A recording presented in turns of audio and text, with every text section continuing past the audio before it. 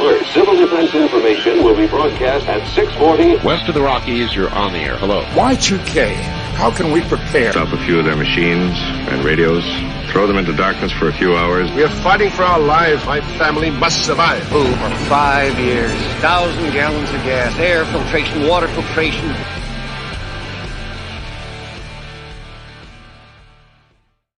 Coming at you from the frozen tundra that is East Central Alberta, Canada, streaming live on YouTube, Facebook, Telegram, Rumble, Odyssey, and Twitch. Welcome back to the workshop where we create community, find freedom, promote preparedness, and share success. I am Toolman Tim, and today is March the 12th, 2023, and this is episode 272 of the Workshop Podcast. In just a minute, I'll bring on my guest of the evening, Evan from Radio Made Easy. It's going to be great. We'll get the announcements out of the way. Anybody out there who wants to throw this out on social to let everybody know, I've been getting the occasional message from people, hey, I didn't get the notification that we're going live. So if you want to throw it out there, that'd be great. All right, first off, I have a lot of friends who are running or going to be at the Self-Reliance Festival in less than 2 weeks. Tickets are $95 for the weekend, and it is a very, very small investment in some great content, great encouragement, and a place to go get a verbal kick to the ass. So go to selfreliancefestival.com, sign up, and go, because you will not regret it. You can spend $95 on just an okay meal nowadays for 2 people, or you can go there for the weekend and change your life. Number 2, Telegram group. We had a couple of people pop in today that joined. That is the place to go. It's where all the cool kids hang out. It's where us members of the workshop encourage one another and hang out. Grab that link from the description today. Come on by, join us.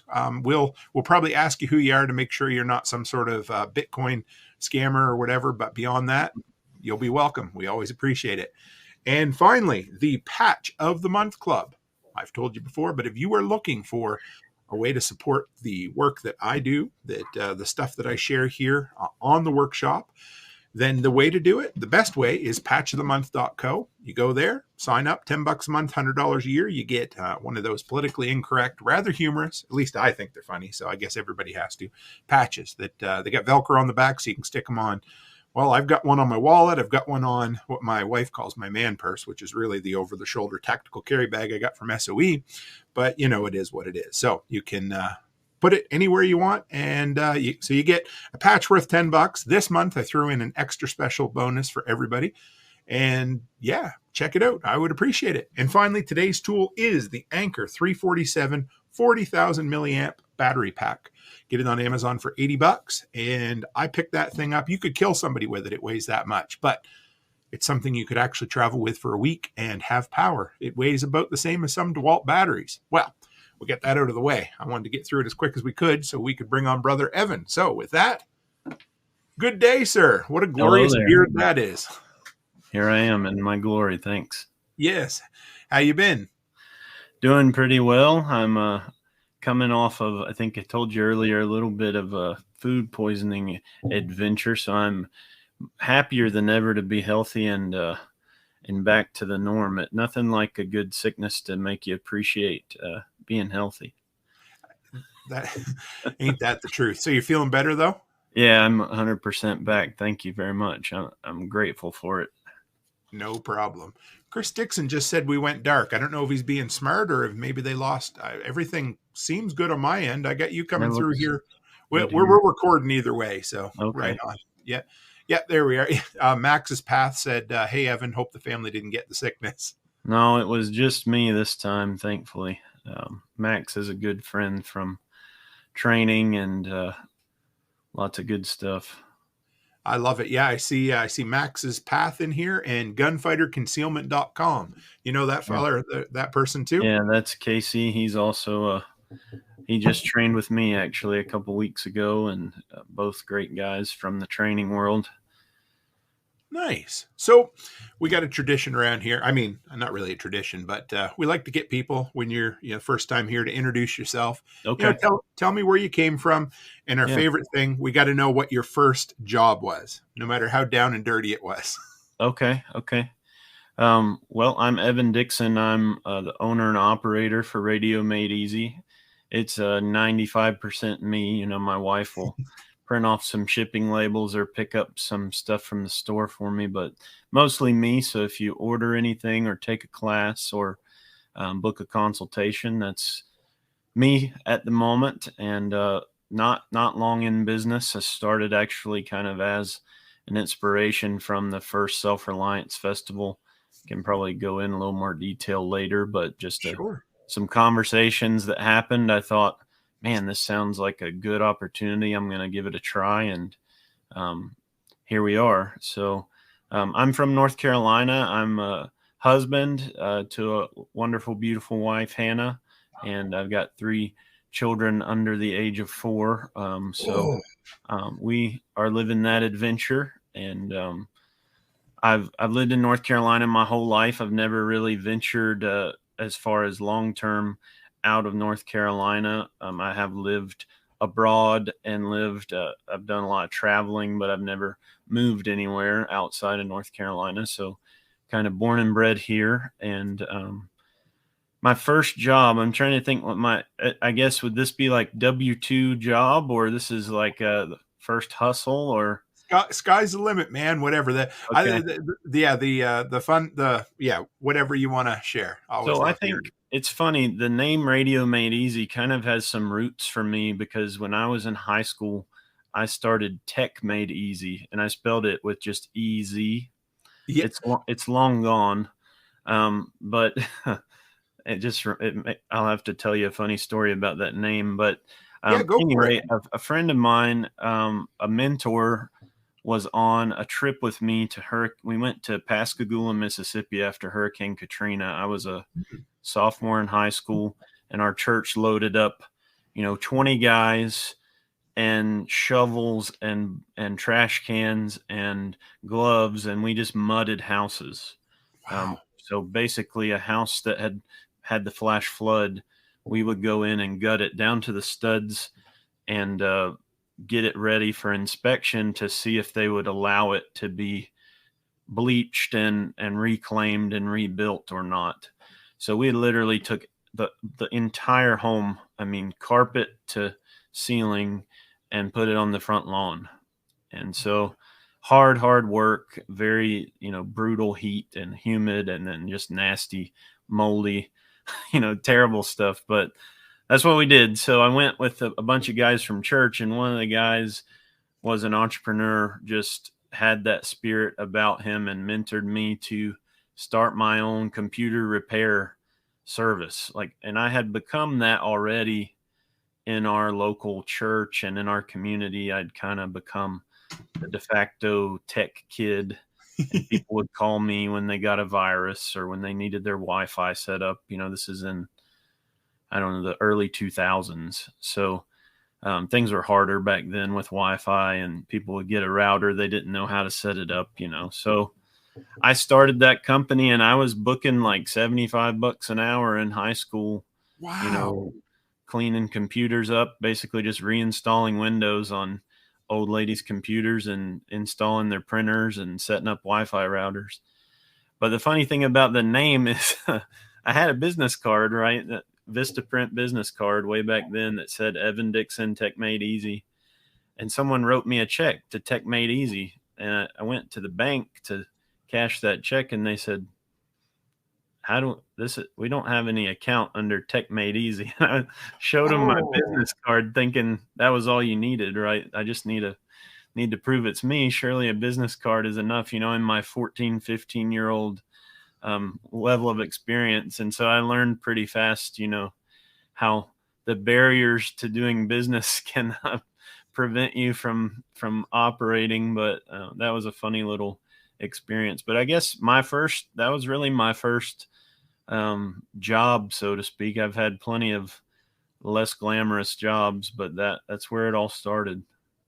That's cool. 75 an hour as a high school student. Yeah. You've always had that kind of touch of entrepreneurship then, have you? Or at least maybe in the back of your brain? Yeah, I mean, it was definitely nurtured by that mentor of mine, and I just spoke to him last week, just a great family friend who kind of took me under his wing, not just with that, but with motorcycles and shooting and just all the things I love in life. You know, he got me started on a lot of that stuff, but I needed someone like that to show me it just was not a part of my family culture to be entrepreneurial. Sure, I get My that. dad and my grandfather both worked for the same employer for decades, you know, just kind of grind it out, stay loyal, stay humble, and nothing wrong with that. But that just has never been my aspiration. I've always had bigger dreams and wanted to do new things, not necessarily do things for other people's dreams. You know, I had some of my own. So did you stick with tech work for the foreseeable future? I've always done a part of my income has always come from technology. You know, I worked for some big banks and right out of college.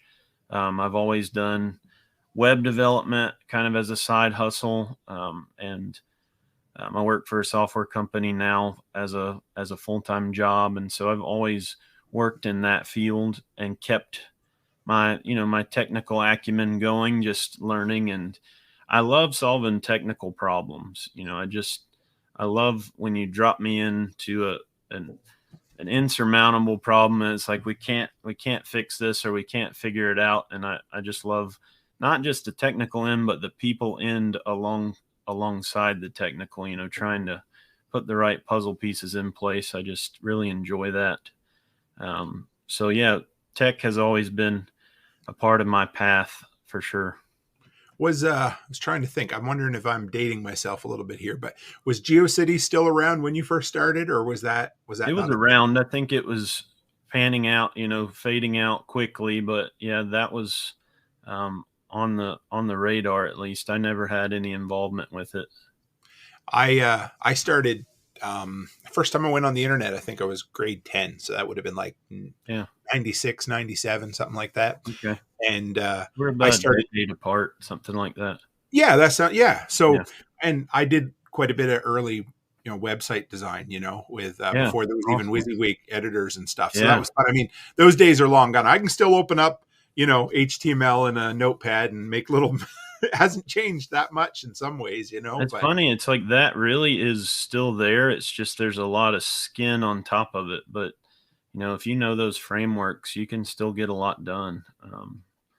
But yeah, it's amazing how far it's come. We worked so hard back then to do simple things like get a menu bar across instead of, oh, I mean, just, and like, mobile optimization or, any of this to get things to work on different screen sizes was just not even, you would have never imagined that you'd have to make something work on an iPhone screen. oh, that's That's insane, a whole isn't it? different can of worms now. So you stayed in the tech sector, which kind of I'm guessing probably had kind of plays into the radio end of things. But how Yeah. did this? So tell me a little bit about your SRF journey and how you kind of decided to launch Radio Made Easy. Yeah, it's funny. I mentioned I worked at a big bank. Those are kind of a dirty word, so I won't mention the name, but I worked across my cubicle across from back when we actually worked in cubicles.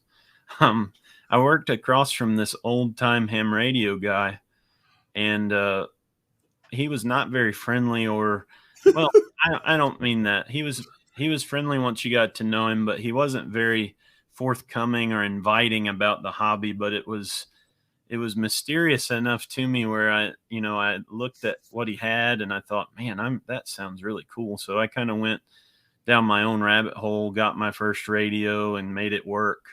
Never really talked to him about it, but he was like the first thing that put it on my radar. And that was that tech job. Fast forward years later, I end up in kind of a local group of guys here in North Carolina that we all kind of depend on each other. We're kind of a little family group here of friends that we train together and have some communication needs, right? So Sure. it turns out that I was the only guy that had ever made a radio work out of the whole network here, and so I became kind of the de facto comms guy. And they asked me to teach a class about 4 years ago just an intro to radio class one day. So I put together, a 300 slide spreadsheet. I mean, a slideshow, and, bored everyone with my first attempt at that. And, but more than that, I kind of just became the guy that got everybody set up. It was like I knew how to make it work, and that spilled over into tactical response. Kind of became, there's a lot of guys that take contractor classes at tactical response. They want good gear. They want stuff that will work, because you're putting a huge investment into taking a week-long class. And if you use the radio they give you, often it breaks or it stops working because it's just cheap. So I ended up helping all these people. And then I came to SRF one year, and I'm standing there with my friend Jody, and he's good friends with John and Amanda, who own SOE, where it's hosted. And he's checking people out, buying nylon gear, right? Tactical gear. And people keep trying to buy the radios that John has sitting on the shelf there. They keep bringing them up with pouches, and they're like, yeah, check me out. I want to buy this radio. And he's like, those aren't for sale. Those are their personal radios. They're like there for photos and stuff. And it happened enough times. Jody's like, dude, you're sitting on a gold mine here. Like, I've had 15 people ask to buy radios. Nobody's here selling radios. You should just come sell some radios. So I kind of thought about it. I mentioned it to John, and John has this famous, no, you won't, like, kind of, you're full of crap. You won't do that kind of attitude, which I understand that in my heart, in my soul. I understand where that comes from, because people talk a lot, right? But people don't do much. And so, yes, I've never been that kind of guy, but John didn't know me from Adam, right? So he's like, you won't do that. And I said, okay, we'll see. So I came back, and I launched the company. I designed the logo like on my phone, sitting in a class later that day, and got a website up. And I kind of had this idea that I just want to make it easy for people, the way I'd been doing it for our local crew. Just hand them something that works, because the disconnect is not on the gear. Like, people are fine to buy gear. People love to buy stuff.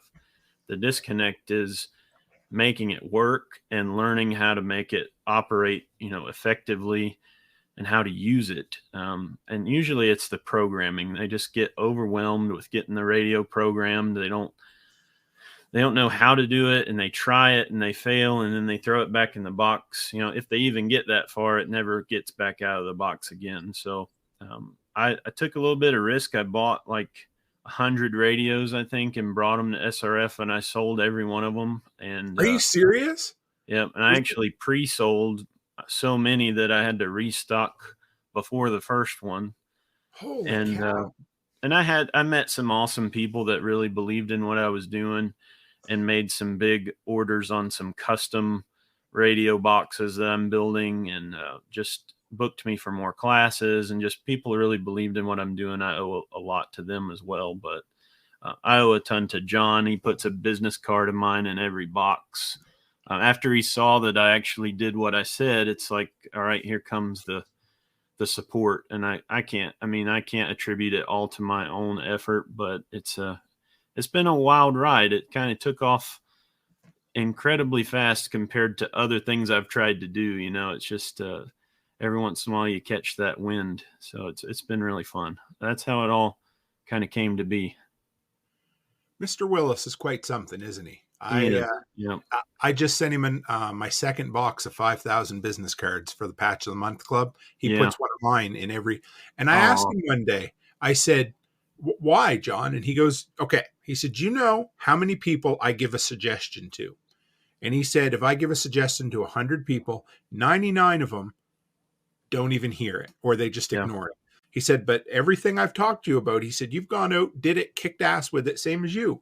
And yeah, I know, like, you say, like, you're not completely, you're not the only one that started this business. People helped you, but when it comes down to it, none of it would be there if you didn't sit your butt in that class, design that logo, get up a website, and do all the hard work, right? Yeah, it's true. And I'm a big believer in you make your own luck, and I don't even like the word luck per se, but then Yeah, you I took a hear you big though. risk too. How like that must have been a bit too.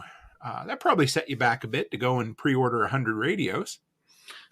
Yeah, no kidding. I went with the cheapest radio of all of the whole, basically on the market. You know, the well-known Baofeng UV5R. It's kind of the Sure. ubiquitous cheap Chinese radio, but it's accessible, and I love that. And what I did was I paired it with all the best stuff, so you're not getting crap Mm, accessories. So it's kind of polishing a turd, let's be honest. But if you've got a low budget, or if you're trying to arm, not arm, I guess, but if you're trying to equip a family or a team, and they don't have a lot of money to throw around, it works. So I started there. I eventually added, I kind of have a good, better, best lineup of each type of radio. So, you know, depending on budget, you can land where you need to land. But I kind of went all out with, you know, some of my savings and said, all right, let's see if we can make something out of this. I was real grateful that I sold the stuff, because I was going to have to pay rent the next month. So what did your missus say when you told her you wanted to buy 100 radios? she was supportive. She believes in me more than I believe in myself. She's one of those diamonds, you know, in life that I'm lucky to have found. She didn't question it one bit, at least not to my knowledge, maybe internally. But Sure. the good thing too, it's funny. It's one of those things that really you can't. I may not have been able to make money on them, but I would have been able to unload them, you know, for what I had invested. But I just didn't see much downside with how many people had asked about radios. And with Self Reliance Festival, it's just a perfectly curated audience for something like that, where it's people that are probably just starting to get exposed to the mindset shift of being independent. And this is a great, you know, aspect of life that you need to cover independently, that can be overwhelming. And it's like kind of a no-brainer to somebody walking past that table. And I didn't even set up a booth. I bought the $100, you know, 8-foot long table spot. I went super low budget and rolled in there with my radios, and sold as many as I could bring and more. I think I took orders for everything. So it was cool. That's awesome. I love hearing that. I think that's when we met too. You were, I gave you that Harbor Freight coupon, I think. Yeah. Yeah, you did. I was just meant Becky, you know, every Sunday afternoon she'll say, "Who do you got coming on the show tonight?" And I said, "Evan." And she said, I don't think I know Evan. I said, "Well, he saved us $250. She goes, "Oh, that Evan." Yeah, because I told her you sent me the coupon. You For probably the saved generator. me more than that by me giving it to you instead of trying to spend it myself. Well, that's a good way to look at it. And Yeah. I went in kind of the store with my tail between my legs, because I'm like, you know, almost all their coupons have exceptions, right? But this one didn't. And I That went was in and one she's of like, those, one of those unicorn coupons. "Oh, it was 'Cause awesome." it's usually, you She's can't, like, "Yep." Predator and all the good stuff is usually excluded. And the expensive stuff, you know. Yep. Yep. But no, they no problem at all. I give it to them, save me just about $250 on the That's great. generator, and they helped me load it up. And I talked to the young kid at the counter, and I give him one of my patches. I don't know how we got talking, but Oh, cool. he liked me. He seen it on my wallet or something. And I was like, "Yeah, here you go, take this one." I've met That- so many great people, you know, yourself included, from SRF. I think that more than the business is just the network is yes. a really amazing aspect of it. You've done a great job connecting with everyone. I need to do a better job with that too, but I've met, you know, dozens of just rock solid people. And you and I, you know, for those who don't know, we always chat a little beforehand. But so you're from North Carolina. So the first thing I asked is, how far are you from Saluda? Yeah. And you said you're about 3 hours, you said. And because I was at Prepper Camp last year, which is a totally different event, but you've been there before? Yeah, I was telling you, I was a tactical response alumni I think my first class was in 2016. So I joined they have a alumni Facebook group, and every once in a while people put stuff out there.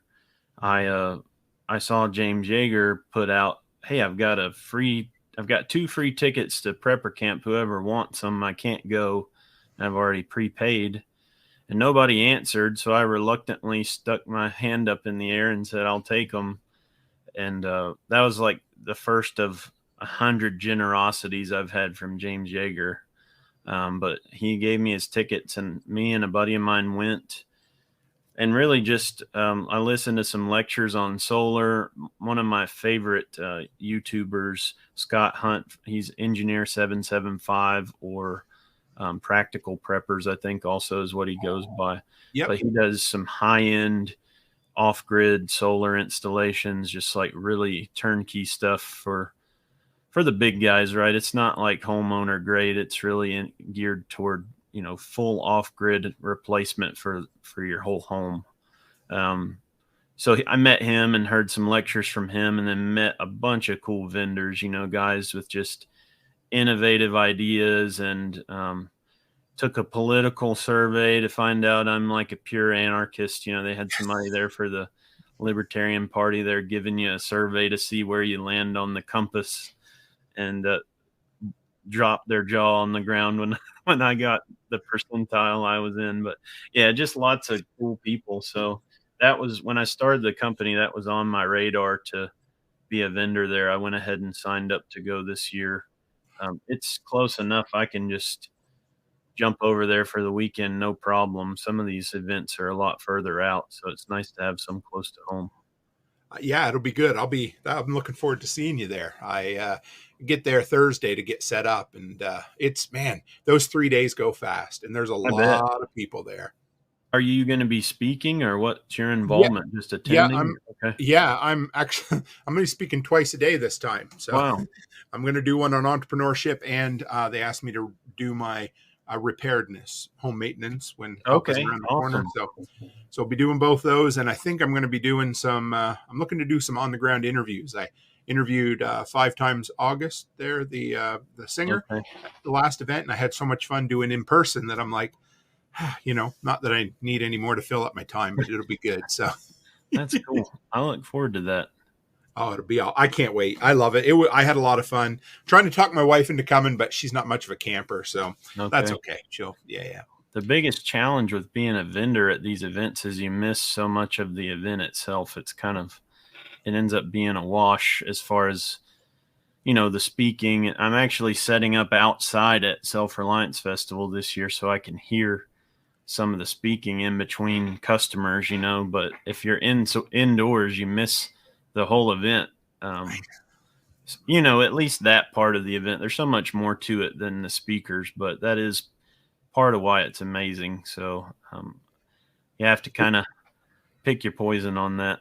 Take the good with the bad. It's tough because I had a booth, and I don't think I spend maybe an hour a day there. Yeah. Because for me, I don't go to event. I mean, I need to, but I go to talk to people. So I walk and I talk. And so I don't have much, I don't have much ass time at the booth to sell or sell myself. I'm just, it is what it is. So there may be something to be said for taking that philosophy. I'm open to instruction on what strategy you should have, because the networking is what pays dividends. It might pay your bills that month to sell the whole time, but yeah, that's a good thought. You know what? Now that you got me talking about, maybe I'll do an episode on, I'm no expert, but I learn, I fail forward. Right. So I'll do an episode on how to get the most out of events, and maybe I'll learn something too. So man, there's nothing like trying to teach somebody something to learn, huh? Oh, every single time. Chuck says he's working with the prepper camp folks. He's hopefully going to be there speaking as well. We're going to turn it into Self-Reliance East. It'll be great. So, because the one thing I don't know if you noticed, but us anarchist types are in the minority there, which is okay. It's just we're just different folks there. So, yeah, you kind of have to learn to coexist in the melting pot of political ideologies. Absolutely. First event I'd ever been to that they pledged allegiance to the flag. So I was like, hey, it is what it is. So That's probably super rich as a Canadian too, even if you weren't, you know, it was, even if it you was. weren't a statist, it's like that's the wrong flag for me. I was sitting with Nat, the preparedness guy, and I just looked at him and he just shook his head. I'm like, it's okay. Yeah, I'll it just, is. I mean, we're all on a journey too. Is something I've come to understand with people in general is not judging them based on where they are today. More yes. what their openness is to just. I will judge them harshly on whether or not they can be open-minded, right? But as far as where they have landed at the moment, I'm less concerned about that. But how open are you to ideas, right? Like, can you have an enjoyable conversation with someone you disagree with? I'm totally cool with you if that's the case, as long as you don't want to like murder my family. But if you're open-minded enough to do that, we can get along a lot more than if we agree on everything. So It took me a few years to get to that point. So I of course, appreciate hearing that philosophy, Evan, because, yeah, at one time I was very much, if you don't agree with me, I don't need to talk to you. And then I yeah, realized that we really, I'll talk to anybody now, but right, it's just the important things. When you build a community, if you agree on the important things, the rest doesn't matter, right? right. You don't need to fight over the color of the carpet or what kind of, if you're going to put blinds or curtains up. What you need to do is, hey, don't steal my shit and don't hurt me, and I'm happy, right? Yeah, I can't remember. It's unity in the essentials and non-essentials charity or something like famous quote. Yes, I I think that's think. a good. Yeah. Well, you know what? If somebody out there can find us the political survey, I'll post it here because it doesn't always let everybody post links. But Yeah, so I've run into that a time or two. it's yeah. You can I've post tried plenty to. of nasty porn links, right? But if it's something useful, you're not allowed to post that. I'm. You know what? I'm going to set us up for this because we haven't had a good porn bot in here in a long time. So you know what'll Oh happen? man, We'll get 12 of them now. But yeah, gotta love I. it. I think I was maybe my third live stream, and we got a couple of them in here. As long So as there's a few emojis in the, that go with it, yeah. it's legit. Well, so okay, you told us how you got into ham radio. The curmudgeon kind of guy next to you that really Yeah, wasn't much of a people person. yeah, You know what? Let me ask you this before we slide into a whole lot of other things, because you're very approachable and accessible, and you love to share your passion with ham radio. Now, what do you say to people who have run into your cubicle mates who aren't so approachable? Because unfortunately, at least in the past, a lot of the ham guys have been, let me tell you about the gospel of yeah. ham radio. And if you don't like it, too bad, right? Yep. They are well known for that. Unfortunately, I don't have a good answer for what we do about those folks other than just sort of make them irrelevant. I think Ooh. um, they won't last a whole lot longer either. Is part of what they have to realize. It's similar in the faith world, which I won't go there, but I'm familiar with that as well. And it's kind of these dying institutions that won't adapt and they won't become consumable. They won't become attractive. They kind of have gatekeeping and judgment and harsh attitude toward outsiders that it won't last anymore. There's no one to backfill. And I think it's one of those situations, which is a real shame to some extent, because they do have a wealth of knowledge and experience that we could all benefit from if they would open their hearts to the rest of us. But Yeah.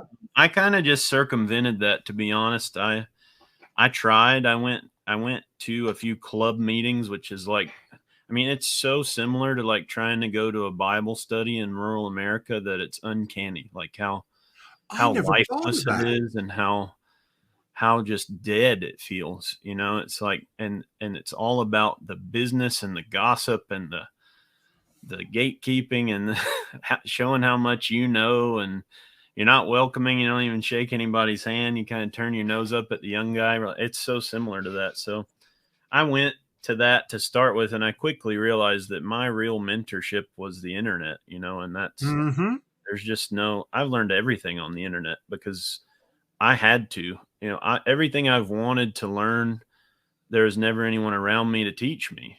So it wasn't a big leap. I mean, it's no different than anything I've learned. I'm like, okay, I want to learn radio. Well, I didn't even know about YouTube really yet. It wasn't huge, but forums and, different websites that are dedicated to things is how I learned about most things if I couldn't find a mentor. So that's how I went with it. And I think, there's a new generation of radio guys. I don't even necessarily think it's hams. It's just people that have an affinity for communications and want to solve those problems. Ham kind of has this connotation with the legal amateur use of radio, right? Like it's kind of shorthand for amateur. And Yeah. I'm not interested in ham radio. I'm interested in communications I like that. over radio technology, but I specifically don't call it ham radio because there's a lot more than that. There's license free stuff. There's, the people who don't need no badges, those kind of folks. And then there's business license. There's all sorts of opportunities to kind of circumvent that or not be pigeonholed into that. But I have met some, with that said, I met some great ham focused people at SRF. They're doing a demonstration this year.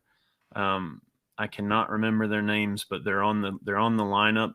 Amazing people, down to earth, kind-hearted, encouraging, welcoming folks. So you can't just paint with a broad brush that they're all that way, but it sure is an uncanny, it's a cliche or it's a stereotype for a reason, right? So I think more than likely that's going to be the case.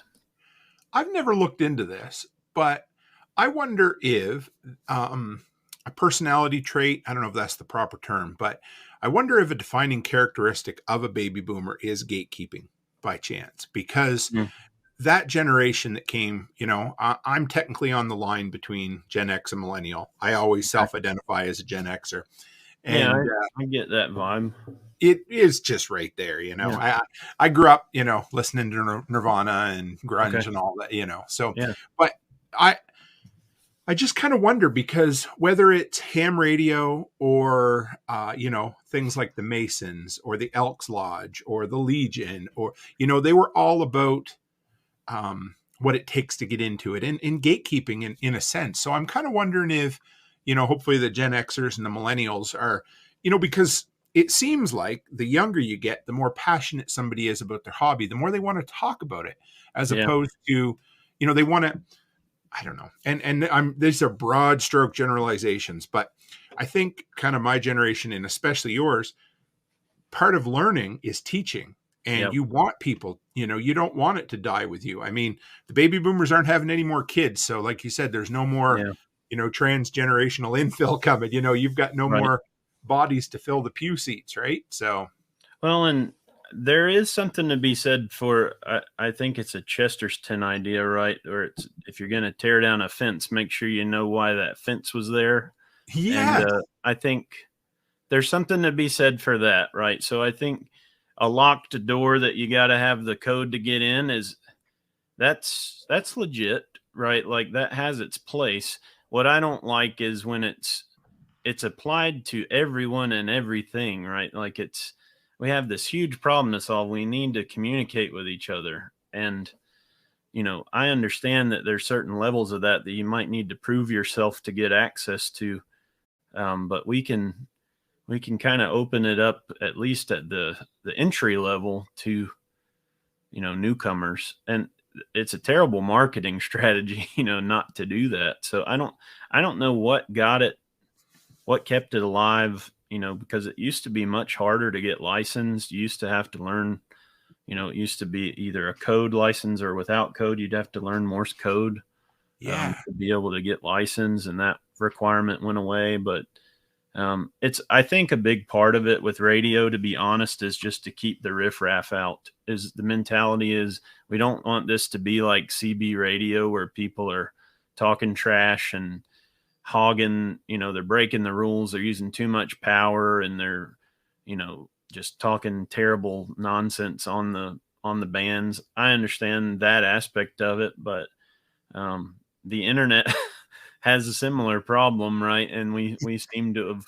solved it with just knowing, spam filters and where not to go and that sort of thing. So you have to innovate around that. You can't just be afraid and use locked doors as the way to keep things clean. Like eventually you'll all just die inside. So I think that's where it's ending up, unfortunately, if they don't innovate. Well, like you said, what I really like about if you're going to tear a fence down, you should ask why the fence was there. Yep. The thing is, previously, a lot of people didn't even ask why the fence was there. They just said the fence has always been there, so we need to respect it.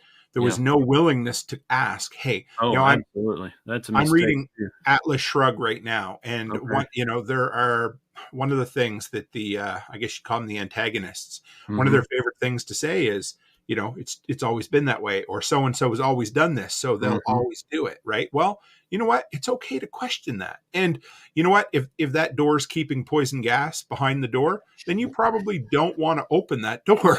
Right. But I've got an Atlas Shrugged quote on a poster here hanging above my screen. So that's a life changer. I could read that just on repeat.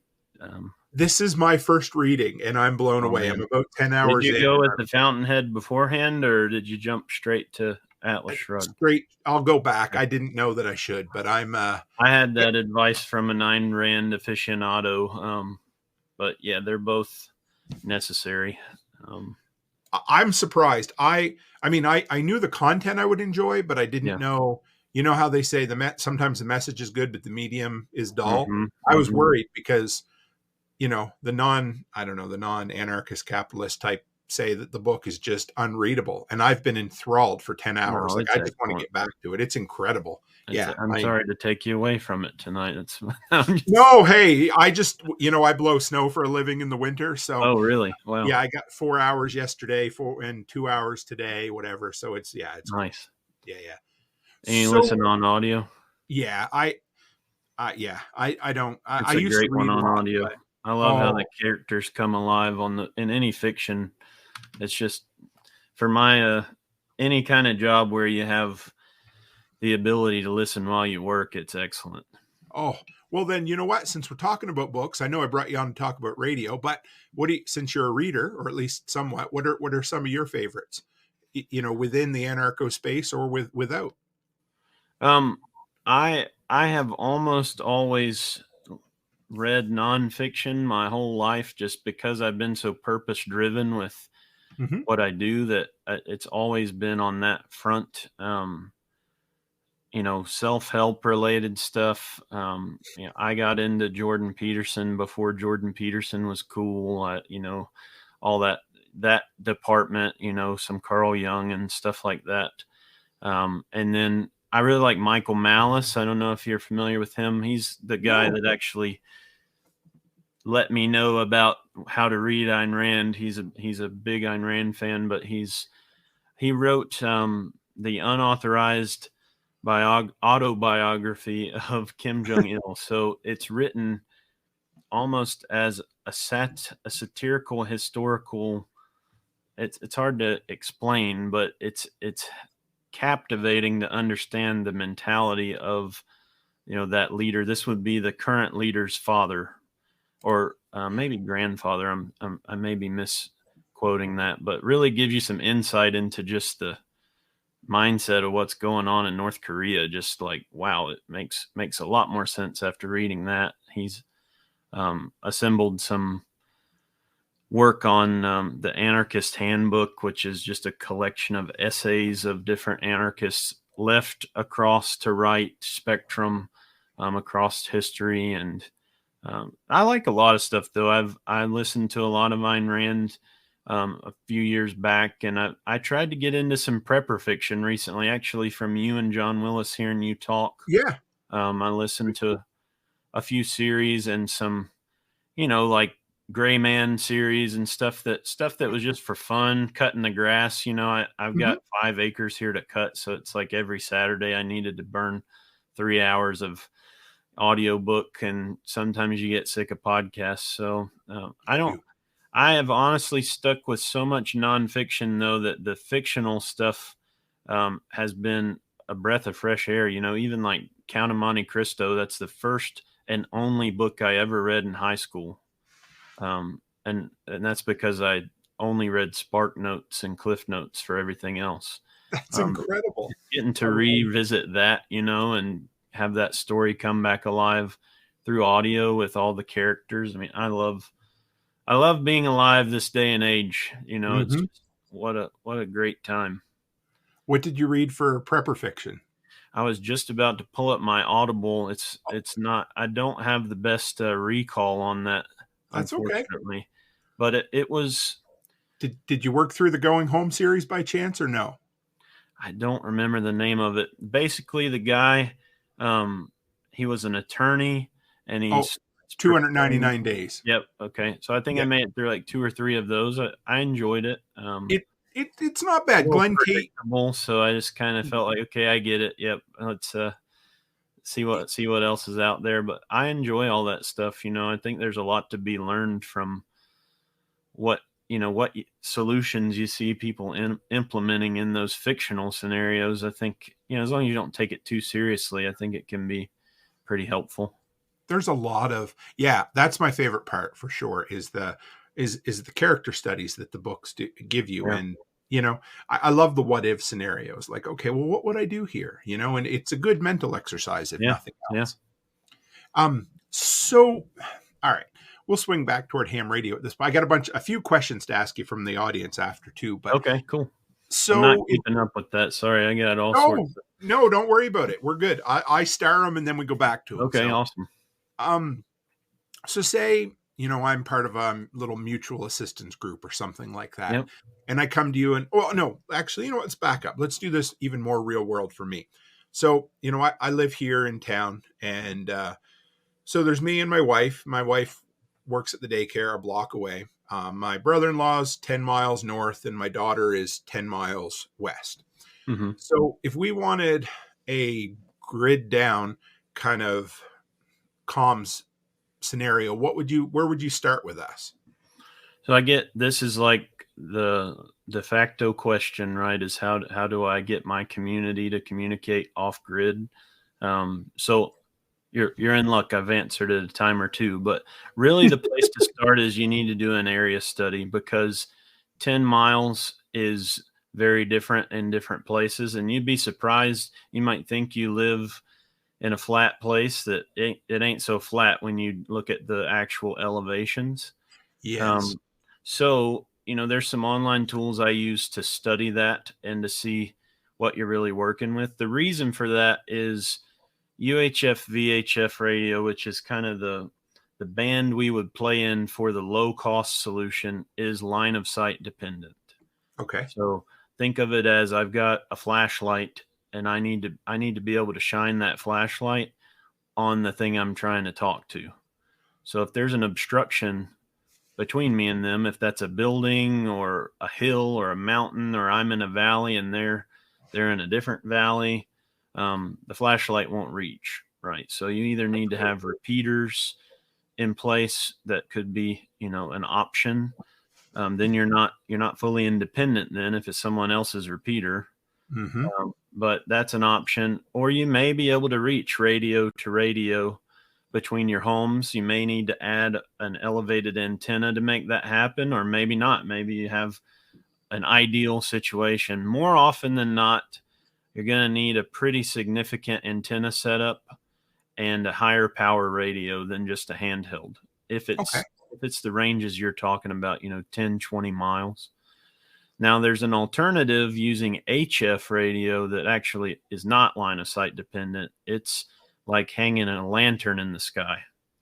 So it bounces off the ionosphere, and you need an entirely different kind of equipment and antenna, but you have, depending on your deployment, what I recommend for the local or regional comms, you get 200 to 400 miles of coverage, on a given band, depending on how it's performing at that point in time. So that might be your only true off-grid option, right? If there's no way to reach that person line of sight and there's no repeater you can use, or that repeater is down because the grid's down and it doesn't run on solar power, you may have to resort to something like an HF radio. So like many things, it's a complicated answer to a simple question, but the best place to start is an area study, right? It's like sitting down, do a point-to-point evaluation and see, are there any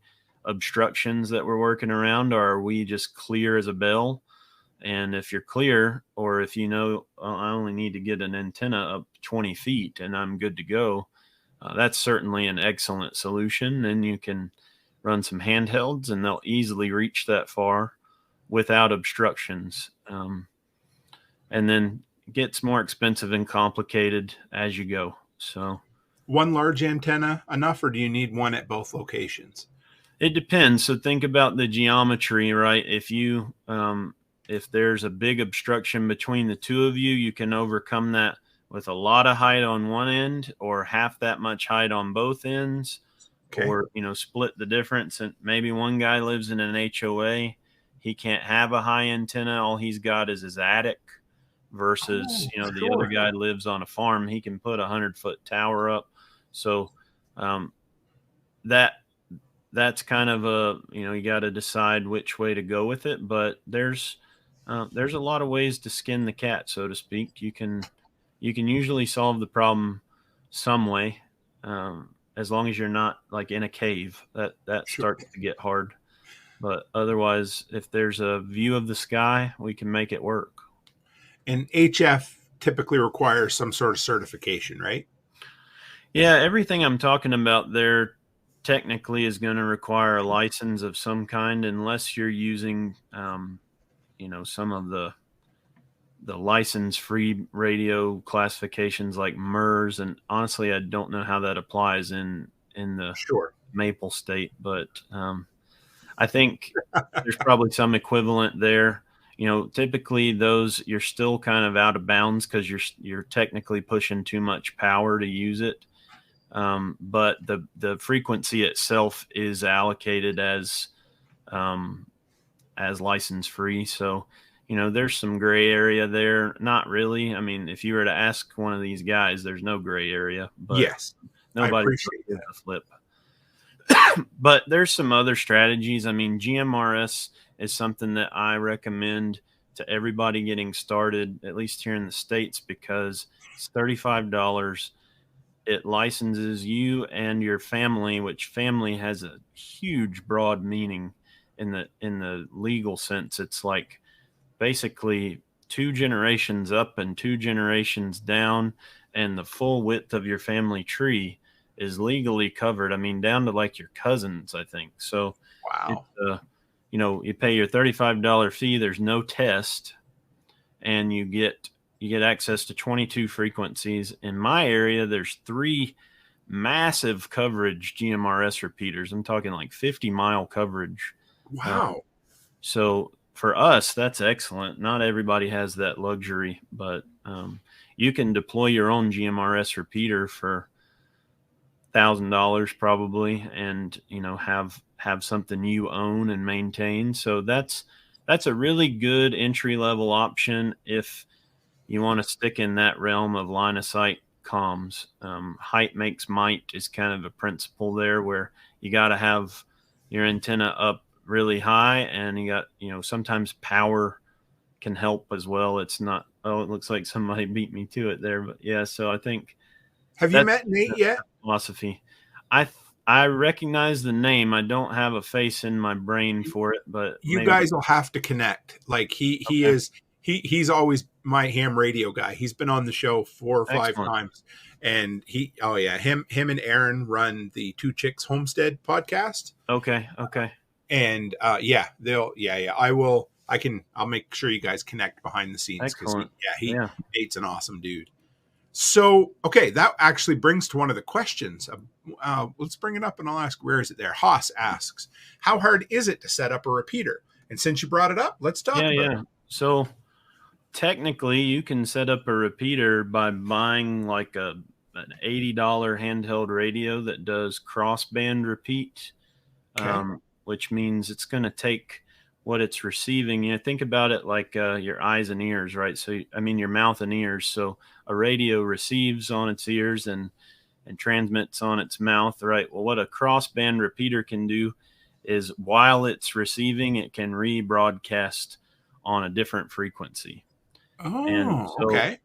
there's some mid-tier radios that are capable of that, that you could technically throw them in a Pelican case with a battery and a solar charger and throw it on top of a mountain and leave it there perpetually. And as long as you knew how to access it, you could use that to talk over that mountain. You know, it could repeat your signal over for very low cost, you know, a couple $100 total investment for the whole setup. I mean, the radio that does it, you can get for under $100. You can also wire two radios together that don't have that capability using a special cable. Like two Baofeng radios can be wired up as a crossband repeater also. Really? Okay. Now, those are very rudimentary kind of, entry level repeaters. A real repeater, like a commercial grade amateur radio repeater, is going to be a few $1,000s for the device, and then probably $1,000 or more for coax and antenna to make it worth putting up, right? You need it high. Like, you're probably going to either need to own a mountaintop or lease space on someone else's mountaintop to make it worth the squeeze. Okay. And then there's some space in between. Like, there's some mobile radios. One that I carry, the TYT TH9800, is a crossband capable repeater that has 50 watts of power. So it's a little bit more powerful than a handheld. But most of your commercial repeaters are going to be more powerful and have a lot more oomph. You know, they're built to handle the duty cycle, to be on all the time and be used, 90% of the day and not miss a beat. You know, you're not going to get that kind of performance out of one of these DIY setups, but kind of a field expedient repeater can be done real cheaply. And then one I use in my class is a simplex repeater. So I actually have this little device that plugs into a radio, and it's basically a voicemail. It records what you transmitted into it, and then it immediately plays it back. So if you're within range, you'll hear yourself talking back. Right. So the people other than you will only hear it one time, but you will hear yourself say it, and then you'll hear the repeat of it. And so that's an interesting little doodad. It's kind of a gimmick, but it has its purposes. I like to use it in class for demonstration so people can hear what they sound like on the radio. But yeah, there's lots of cheap options to repeat your signal. So what was that one? Did you say the name of it or no? Or what? Simplex repeater. Okay. How much are those? The device is like $70 or $80, and then you add it to a Baofeng or any radio. So you could set it up with like just a Pelican box or something? Yep. Okay. That's not There's bad. lots of little options like that, and if you don't have a tower, you can literally like pull it up into a tree, right? Like a little Pelican box, it's light and small that you could deploy it that way. So lots of little options there, but none of that stuff is really a long-term strategy, right? That's something that'll get you by in a pinch, but not something you want to depend on for months or years or anything like that. And you said GMRS repeaters are fairly like around $1,000, did you? Or no, they're cheaper than that. There's some purpose-built. Retevis makes one, and Midland make one that they're 10 watts. They're already set up, and you just pick the frequency it lives on, and it's waterproof. Just a turnkey box that is set up as a repeater, and I think they're $400 or $500. So, oh wow! So what's a realistic range if you had nothing? Just kind of relatively flat like we are here. with a GMRS? How far could you, because I see those radios at Costco that say, 80-mile range or 70-mile range, and you can't get a quarter of that. So yeah, I mean, that's the trick, is getting past the obstructions. If you're on a mountaintop and your buddy's on a mountaintop, there's nothing but air between you. I've made a 63-mile contact on GMRS, but I was on top of a mountain. Okay. So, I mean, and then you have nothing but nowhere to go but down from there, right? So, I mean, if you've got if you've got a simple little tower of some sort, 30 or 40 feet in the air, 10, 15, 20 miles, maybe, you're really just going to depend on your terrain. I mean, it's very hard to make an estimate without doing that area study, because like I said, you might be surprised what you're really working with. People get me all the time with consults that think, yeah, man, it's my father-in-law lives up on that mountain and I live down off the mountain. It should be no problem. And there's literally 2 or 3 mountains between them that they weren't aware of. So, you got to consider that kind of stuff. So how does one do an area study? Do you have any certain tools you use, or do you just? Yeah, I've got, let me pull up. I've got it bookmarked here, the one that I use for that. If you tell me the name of it, I can bring it up on my screen and we can share it too. Okay, cool. Let's see here. Or you can send me the link. I don't know if you can see the private chat where there's on the side. Yeah. It says, okay, throw it in there and then I'll bring it up for the screen. So, but you go ahead and I'm just going to see. If anybody out there, there we go. We got the link. Okay, perfect. So this tool is excellent. Unfortunately, they don't let you use an address, so you have to go look up your lat and longitude coordinates separately if you don't want to drag the pointers around. But basically, you set up radio 1 and radio 2, and then it'll give you an elevation map between those two. Is that it there? Yeah, so if you scroll down on this page, you'll get to a map. Okay. Okay. Yeah. There we go. So you just pick 2 points, and as you move those 2 points, it'll provide you a path study. And I'm giving away some secret sauce here. This is something that I use every day for consultations to help people understand what's going on. But that little graph that pops up there is going to show you, your terrain. So okay. If you let this generate. Okay. Oh, okay. So there you see at the bottom, you can adjust how high your antenna is. So it's starting with 1 meter on each side. Oh. And the line will turn green. I'm colorblind, but I've been told it turns green when you get to line of sight. So in this case, you can see you got a heck of a situation there about 2/3 of the way. Give me 1 sec. Let's just go somewhere a little bit closer. I'm just kind of ballparking somewhere where I am. Yeah, perfect. If this is real life, that'll be great. Oh, I could. Can you zoom in?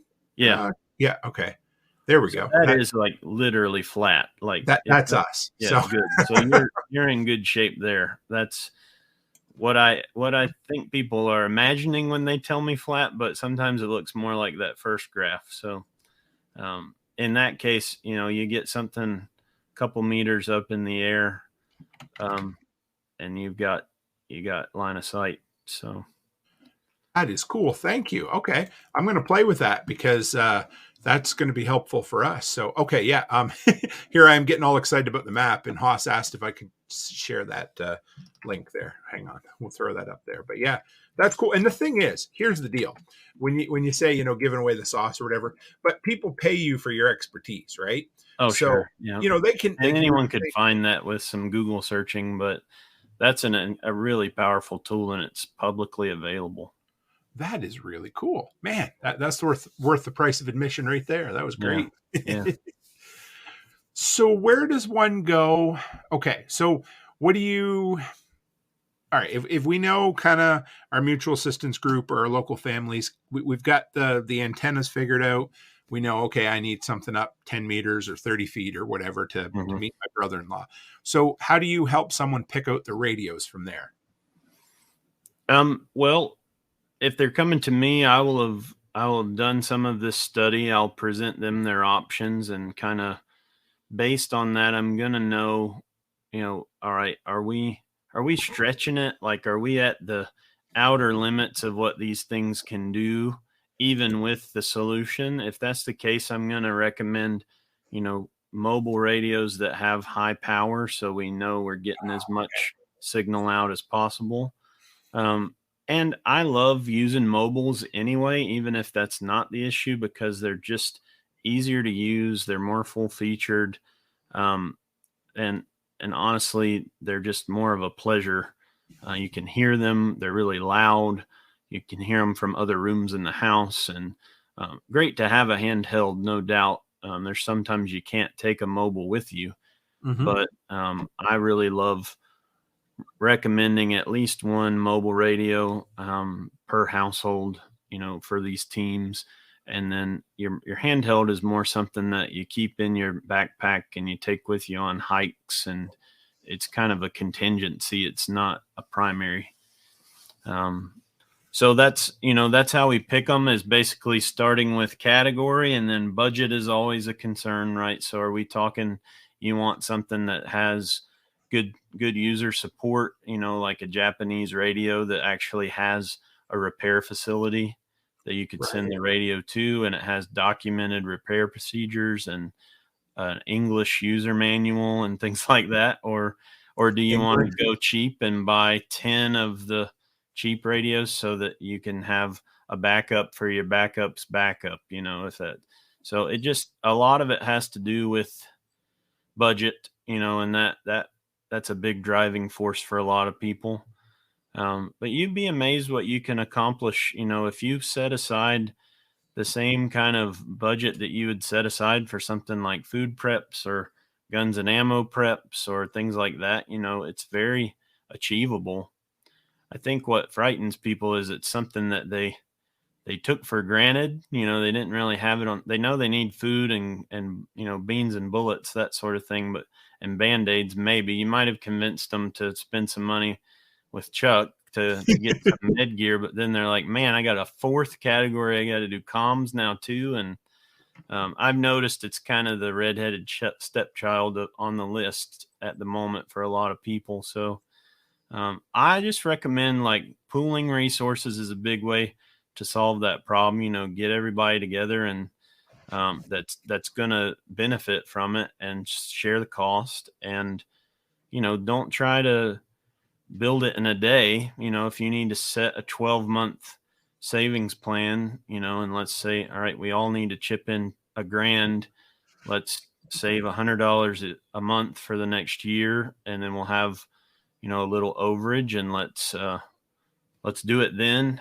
There's no time like the present, but at least you'll have a plan, and you won't have nothing if you need to wait a little while. So I end up kind of having to be the counselor and the financial advisor along with the comms guy sometimes. That's okay. But yet, again, that's what I love about it, is that, people are willing to pay you for your expertise, so you're able to advise on, interpersonal situations and financial situations with that, And a lot of times, I know I mentioned that the HF radios are more expensive. They are in and of themselves, but when you start adding antennas that are 45 feet in the air, and the coax required to not have a lot of loss over that distance and all that, you might end up coming out cheaper. Our local crew actually discovered that we were going to all chip in to build a repeater, and sure enough, it was going to be cheaper and easier to just all get HF equipment. And we don't have this thing we have to maintain anymore. You own your little system, you take it with you everywhere, and it works in 400 miles. I mean, that's a whole lot better than, I am anchored to this 80-foot tower we all spent $10,000 putting up, that we can't take with us because it's sitting in 8 feet deep of concrete. So it's there's something to be said for keeping an open mind about that too. I like to think of handhelds as within a mile, mobile UHF, VHF as kind of a 10 to 20 mile thing. And then HF is really where you can really connect people at a distance, within 200 to 400 miles. Can you go closer? Like, can you use that like within, say, 10 miles HF? Yeah. Or yeah. With the right deployment, you have to basically aim your antenna straight at the sky. Okay. So it's called near vertical incident skywave. So you're trying to literally bounce it straight off the top like a lantern above you. So without that, you're going to skip over the people you're trying to talk to. If you have any angle on it, it's going to bounce past your local people. But there's a specific kind of deployment that works for local communications. Military's been doing it for ages. I mean, that's how they set up long range comms for, platoons to talk back to the base. That's how they've always done it. So. Because if you're bouncing it off the ionosphere, it's going to come back down. It's going to continue to bounce, right? It doesn't just bounce once. So if you've got Depends on how much power you're running, but yeah, at least once. You only need one bounce. And that'll catch it. Like how big of a radius will you get with? I know this is theoretical, but with a bounce, what kind of radius will you get with that bounce? Well, with that setup I'm describing, it's the general principle is 200 to 400 miles, maybe more like 3 as a conservative. But you have a 200-mile diameter, a 300-mile diameter of a circle of coverage and you're at the center of that circle. Okay. So you're basically shooting it up and it's basically coming right back at you. Yeah. And it spreads out like a floodlight, Okay. And you get that 200 miles. Is that radius or diameter? I didn't know if I caught that. I would say 200 to 400 diameter is, Okay. So if you Google NVIS propagation. Okay. And you'll probably see on Google Images like a good depiction of that. Let's see if we can find something. Oh yeah, maybe this is it. Let's see. I don't know. We'll see. We're going to bring something up random here. It's not a, live radio or live. Yeah. Well, it is radio, isn't it? Hang on. Yeah. I'll bring this up and then, sure. Yeah. I don't know. I'm going to bring this up and we'll see what happens. So you can tell me if it looks like the right thing. Lost you. Hang on. Live. There we are.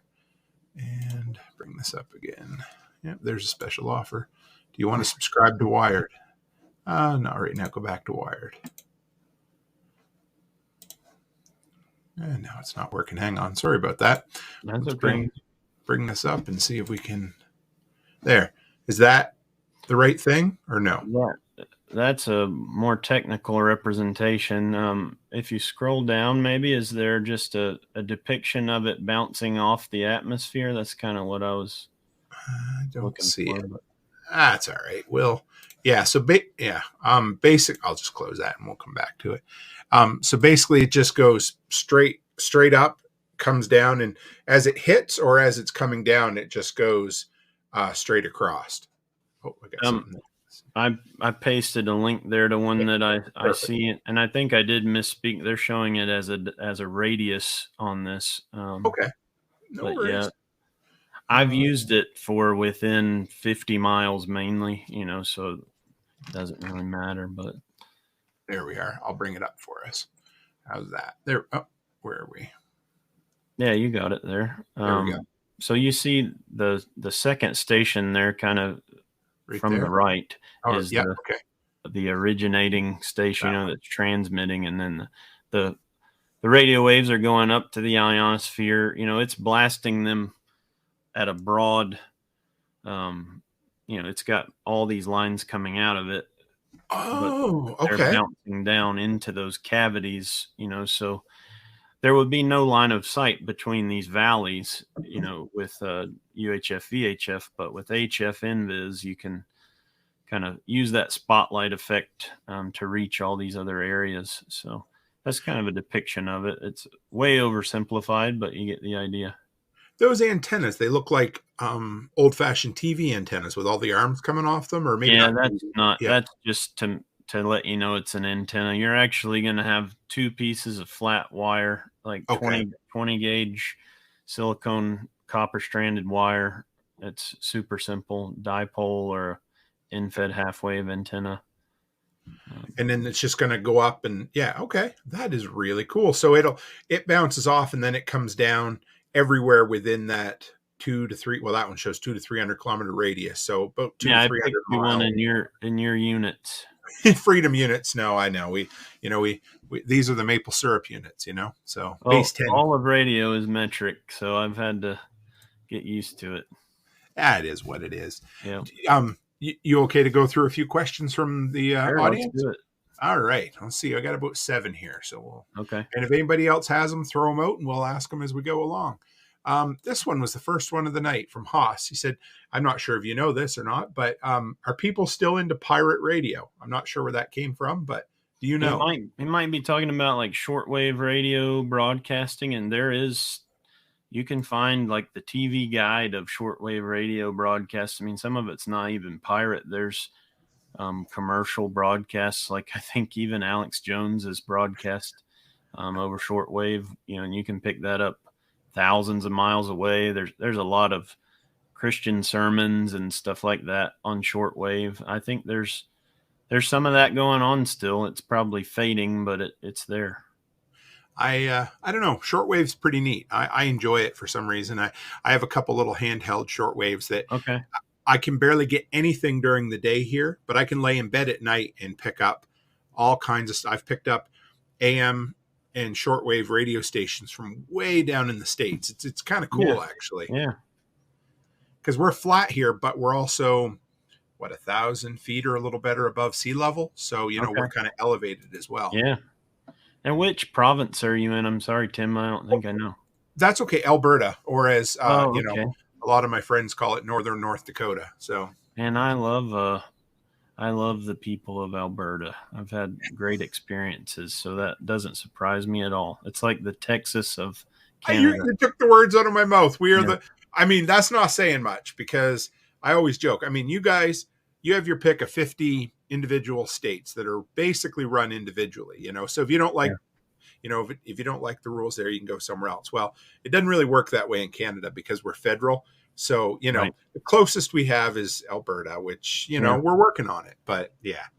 I took a van. Me and my wife took a van to Alaska when we were first married, and we went through all of Canada, at least Alberta and over, and spent some time in Grand Prairie and had to get the van worked on, and just had some incredibly generous and down to earth people that made me have an affinity for Albertans.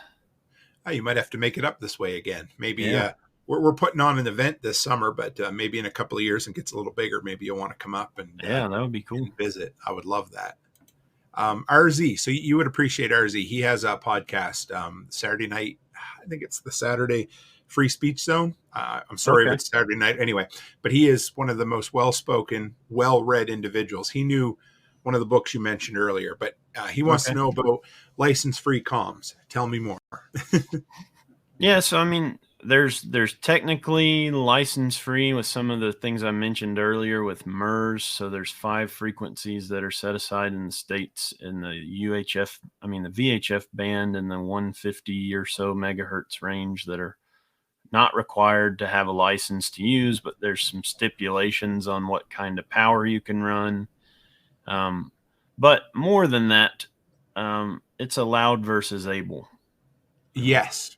And I'm not going to really elaborate on that, but I think basically, especially when you're thinking about this from a preparedness context, I mean, when it counts, it doesn't matter. And so, and then there's stipulation in the law here in the States that says if you're operating in defense or in, I don't know the exact language, and this is not legal advice, but basically if you're acting in defense of life or property, these rules go out the window. You do what you got to do.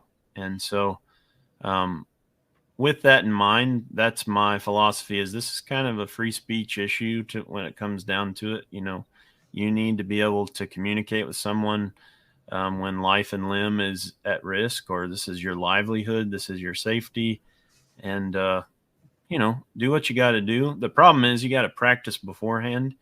And if you don't have a license, practicing can be annoying at worst. I think other hams are going to be your biggest issue. They're just not going to be welcoming to you. So you have a lot less issue on HF. You need more licensure to use HF technically, but you're not as likely to run into other people because you're Really?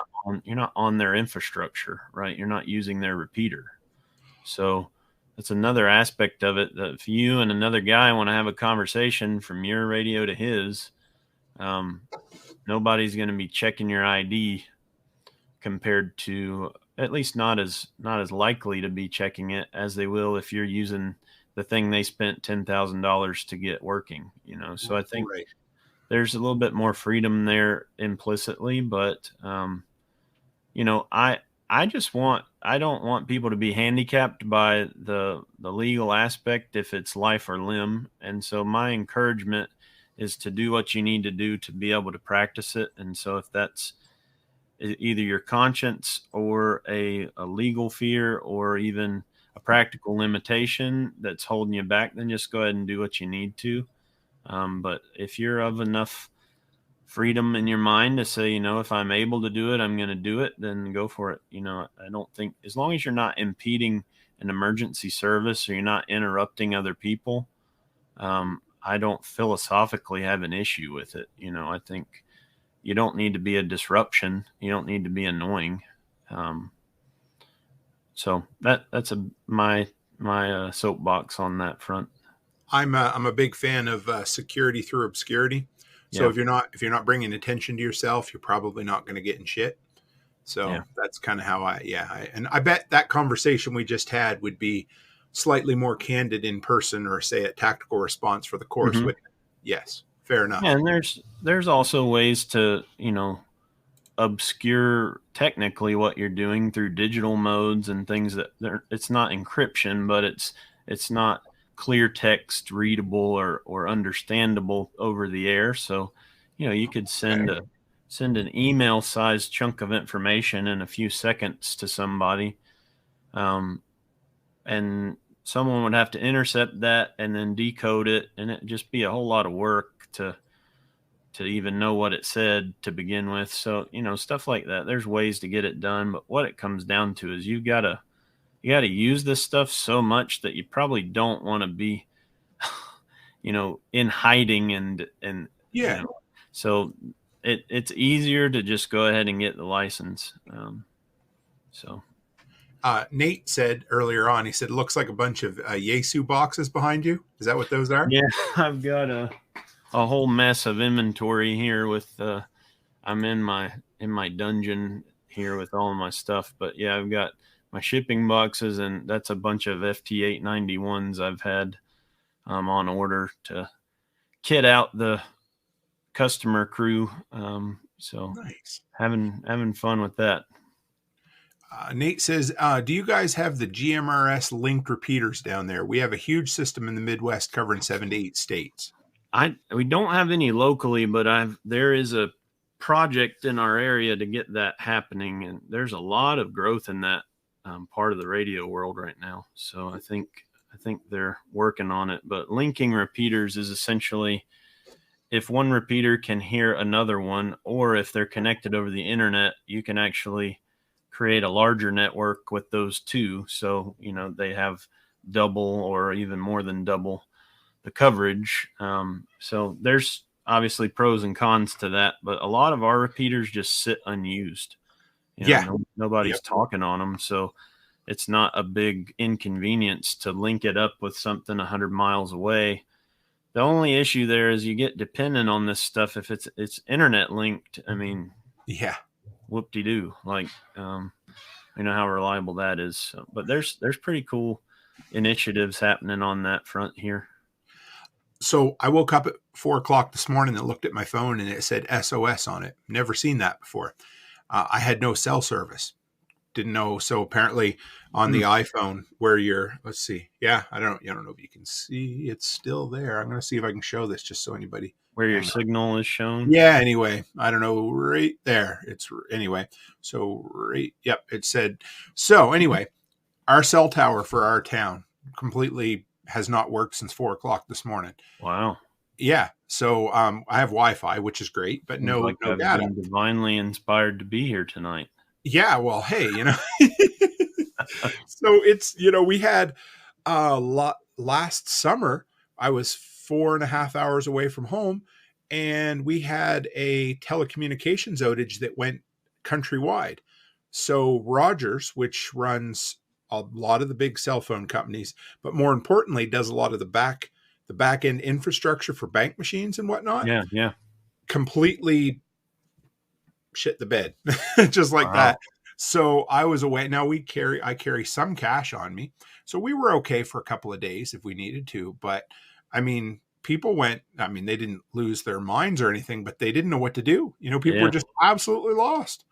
I And believe yeah, it. I it's mean, there's weird. people that haven't driven anywhere without a GPS, Google Maps up on the dash in their entire life now that are, there's people alive that have never done that. So imagine you're stuck at work and you don't know how to get home because you don't know the roads. I know. It's totally in the realm of possibility. I put a lot of thought into that today. So here's the thing. When I left Camden in October this year, Yeah. I was halfway through my first day, and my telecom company shut my data off because they said I went way over, and it was a big fight the whole time. So I'm driving along, the prepper I am, using Google Maps, and I didn't have a backup for it. So I Oh, have to no. pull over, and I have to find a way to get a hold of my wife in Canada.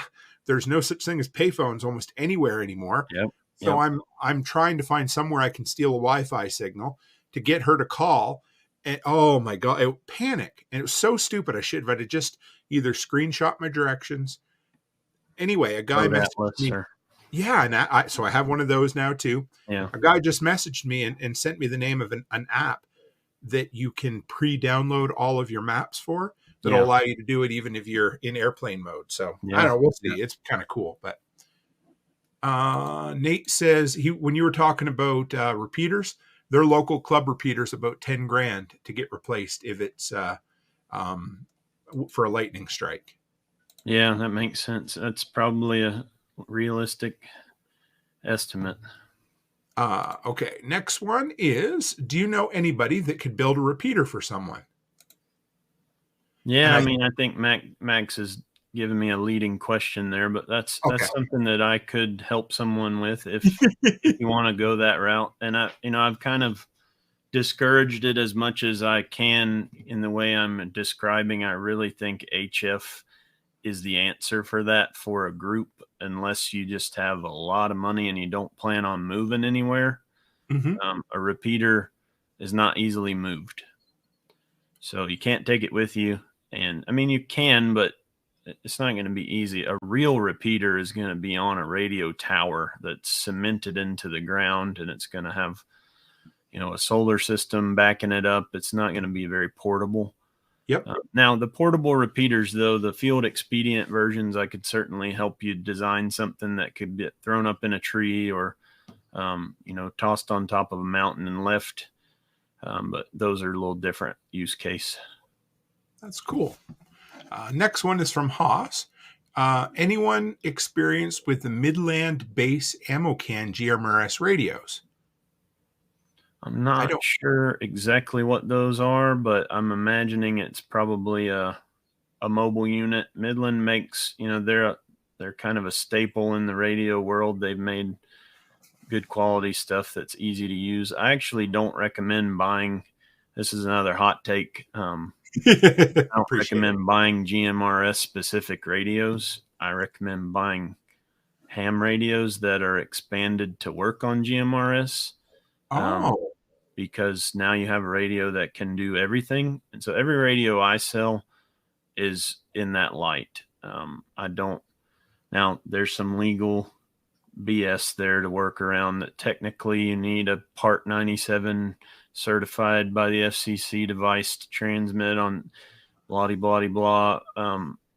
We're talking about life and liberty here. You need a radio that can do as much as possible. So buying one that only does GMRS is it's like only being able to drive in the right-hand lane of the interstate. It's when you could easily merge over with just just picking a different lane, right? So I think that's my recommendation. If you buy a radio from me or someone else, get the Mars Cap mod or open the transmit on the radio so that it can do everything. And then be careful what you're doing. Don't know what you're up to so you don't interfere with anything important. There's a lot of emergency services that are on VHF and UHF bands that you could interfere with if you're not sure what you're doing. So that's part of why they're locked down. Okay.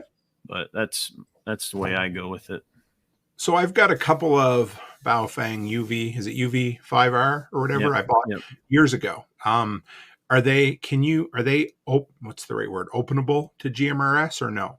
Yeah. If they're old enough, they're out of the box already ready for it. And then if they're not old enough, you just have to contort your hand to hold 4 buttons while you power it on, and it's unlocked. So okay. China doesn't really give a crap, which is nice in that regard, that they don't go to the extent of doing a physical limitation on the radio. They do a software limitation. Good, which is all the Japanese radios. I have to desolder a component off of the radio to make it transmit. So I have to open it up and physically modify it. But most of the Chinese radios just require a software mod.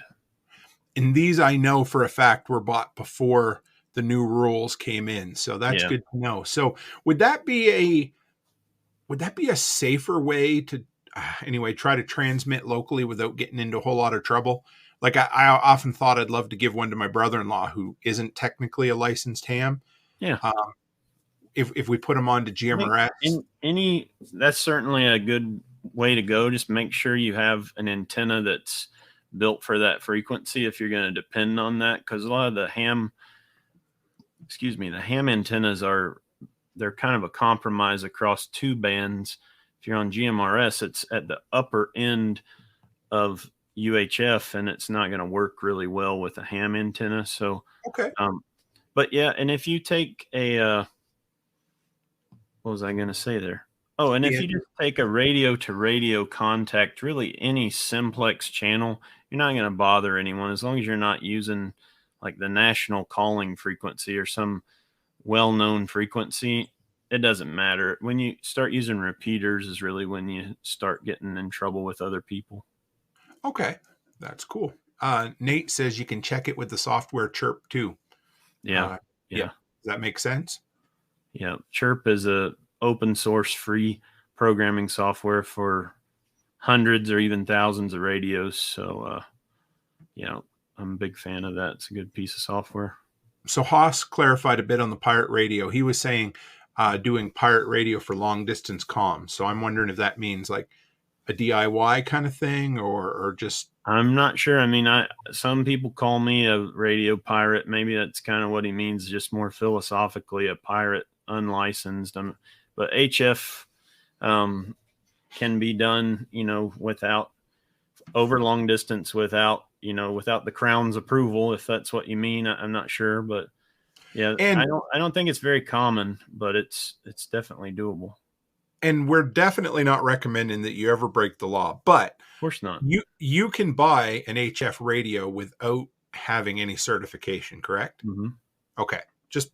I'm just randomly asking that. Buy it. You can listen all day long on it without a license too. So you could set it up and never transmit unless an emergency occurs.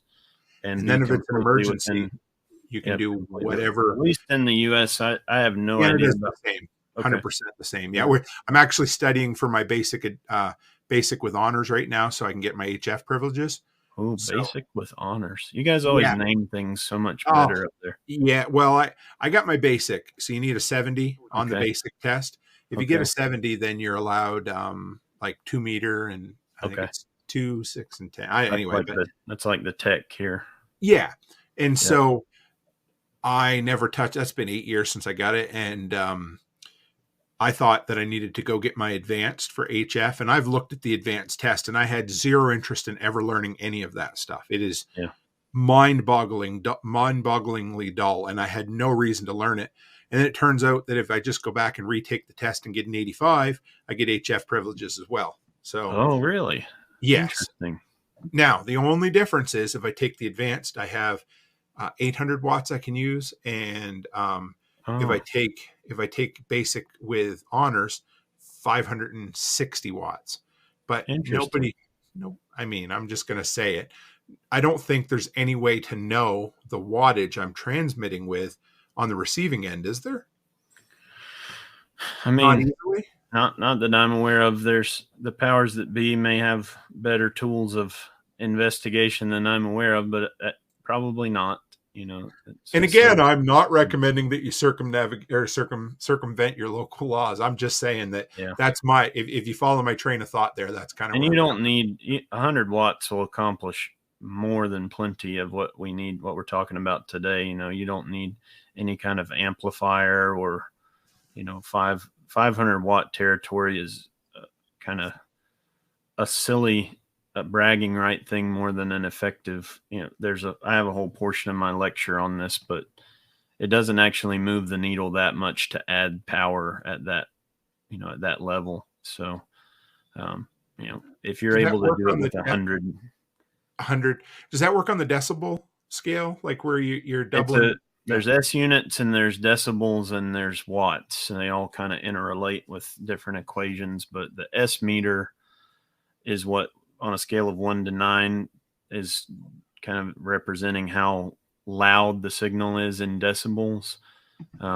Doubling your power gives you 4 decibels of increased power, and it might only move the needle 1 S unit. So, and all of that is on a logarithmic scale, so it's not a nice, clean, easy thing to describe. But all that to say, adding a lot of power might not solve your problem. You might have an antenna problem that you can't overcome with more power. You need a better antenna, and HF is way more about precision antennas. If you can get a really fine-tuned antenna set up the right way, you can do things on really low power. Well, I'm shooting to make a contact with Nate in Illinois. That's my Awesome. goal. Once I get it, he'll help me get set up a little bit, but it'll be interesting. I'm a little ways away from it, but I got my That's test. great. I think is booked on March 22nd, so it's coming. Right on. I think we got one more here. Okay. Gunfighter says, "Why would I want a battery to run my radio instead of a big power supply?" Okay, so this is Casey. He's leading me Another again. leading question. Yeah. But yeah, this is Appreciate something I cover in class that I don't hear talked about a lot. Is I guess it's from the old guard that everyone wants to have these power supplies sitting on their desk in their shack, and shack is like slang for your radio room in ham radio world. But a power supply will take your grid power, your AC 120 volt power, and convert it to typically 20 or 30 amps, 12 volt DC. And that's what you need to run radio gear to 12 volt DC power. Mhm. I have always been amazed that people go that route, because the battery technology now, for the same money, you can get an epic lithium iron phosphate battery that'll run your radio for like a week straight for, the same $300. You can just keep it on a charger, when times are good, off the grid, put it on a 3-amp charger, and it'll just, trickle back power into it while you use it. And they last like 300 charge cycles. I mean, 3,000 charge cycles. So literally like decades of life out of this battery. And it works when the power's off, which is, pretty important. So that's what I recommend. If you're going to have a radio setup, don't run it off a power supply, run it off a battery. Well, I bought a mobile 2-meter one quite a while ago. So that was my next step up, and I never got a power supply. I just hooked it in. I mean, who doesn't? Maybe not everybody, but a lot of people have a 12 volt battery kicking around. Whether you got one in your vehicle or a lawn tractor. I scrapped a lawn tractor last year, saved the battery out of it. I've got Yep. 3 or 4 of those size. I mean, they're probably not perfect. Have they been, rode hard and put away wet? Sure, but they work great for that. And I also have a couple of trickle chargers in a drawer out in the garage. And who doesn't have? I mean, Yep. not everybody, but your average handy person probably has some form of battery charger that will work for that. Yep. So you need nothing to get started, right? You can keep your old car battery that you replaced that didn't have the cold cranking amps. Save yourself that core charge, hold on to it, and run your stuff off of it. Now that's not going to perform the way I'm describing. Yes, but for what I'm talking about is for $200 or $300, you can get a 100 amp hour lithium iron phosphate battery that you can take down to zero 3,000 times. That's crazy. Without and then it only just starts to deteriorate. It doesn't stop working. It just starts to deteriorate. To zero, not to 50, like most batteries. Isn't that insane? So, I mean, you're just silly not to go that route. I like the little 20 amp hour or even the smaller ones. Usually your current draw is pretty close to the capacity in amps. So, for some of the 100-watt radios, you're going to have to stick to 12 or so amp hours or bigger. Unless you run reduced power, but they make some tiny little batteries that'll run radios no problem. You can get them on Amazon for just dirt cheap. And another thing that's like, what a time to be alive. I mean, carrying around a sealed lead acid battery compared to these things weigh a quarter of what those weigh, and they last literally hundreds of times longer, and not EMP friendly, but otherwise pretty cool. So just going to show it out to just see somebody else in here. Surf Claude said, definitely going to have to listen to this one a couple of times in the podcast. Lots of things about comms I've been considering. Good to have you, Surf. I appreciate you dropping in too. Chuck wants to know, so for a base radio battery, so for a base radio, battery is the better option? For sure. In my opinion, you can't beat a battery for total value, a battery and a charger of some kind. And the other cool thing is that it has multiple uses too. So Absolutely. I'm a big fan of not just 2 is 1, 1 is none, 3 is a guarantee, but also whatever I buy to have practical multiple uses is a great thing. Something you may like, buck converter on top of a DeWalt or an M18 or a Makita battery. Power tool batteries all day long will run radios. What kind of converter? So a buck converter, a voltage transformer that'll take a wide range of voltage and step it down to a pure 13.8. Okay. You can get those for $20-$30 on Amazon. And then you can buy the clip-on harness for any manufacturer, right? People are doing power wheel conversions now, right? I've seen those, yes. So same principle, but you can run your radio off of that. But caution, caution, caution. I burn up a $130 Milwaukee battery because I didn't have low voltage protection. Usually that's in the tool. So your tool will stop working and save your battery. You can kill your battery.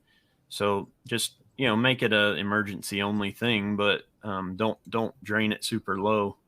But there you go. Yeah, you get that adapter, and then you need a transformer, a 18 volt to 13.8 volt buck converter or voltage transformer. Voltage transformer. Let's see if we can find it. I'd like to. Yep, they look just like that. So just make sure you're getting a step down and it appropriately has the right range. I like to get the ones that handle 0 to 40 volts. Okay. So it's like whatever you give it, you go find something with power coming out of it and it's going to spit out the right thing. See if 0 to 40 to 13.8. Okay, let's put 13.8. Let's see if you see something. And that's 8 to 40 there.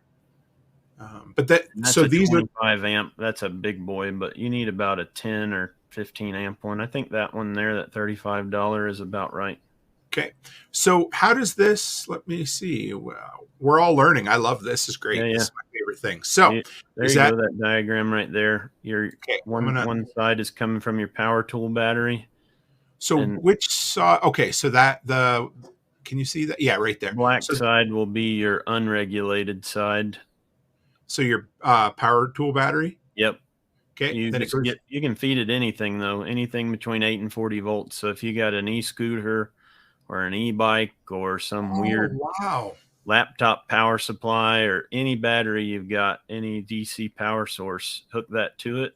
I like to So, use Lego levers on that thing, lever nuts, so that I can quickly connect anything to it without having to solder or crimp.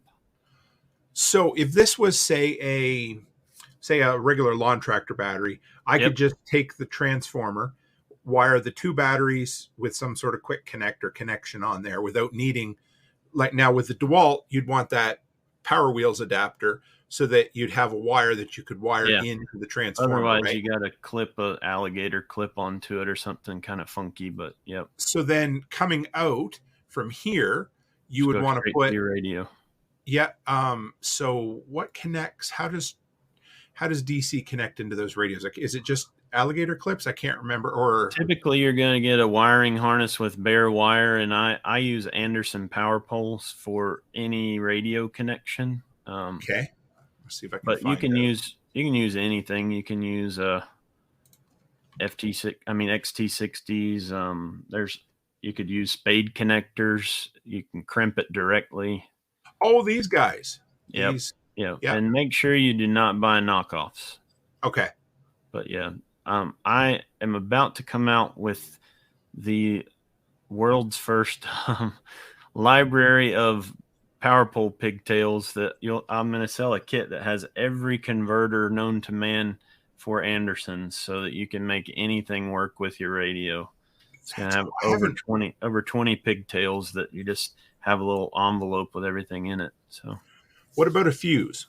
Is there a need for? There was one. You always want a fused connection on a radio, but typically your harness on the radio is going to be fused. Okay. It's going to come with an inline fuse. Yeah. We got another one here. Chuck says, so what is the best option for a load and go base radio? Something you can build, something Pelican case mounted, ready to go. What would you suggest? In other words, what can you build for me? Yeah.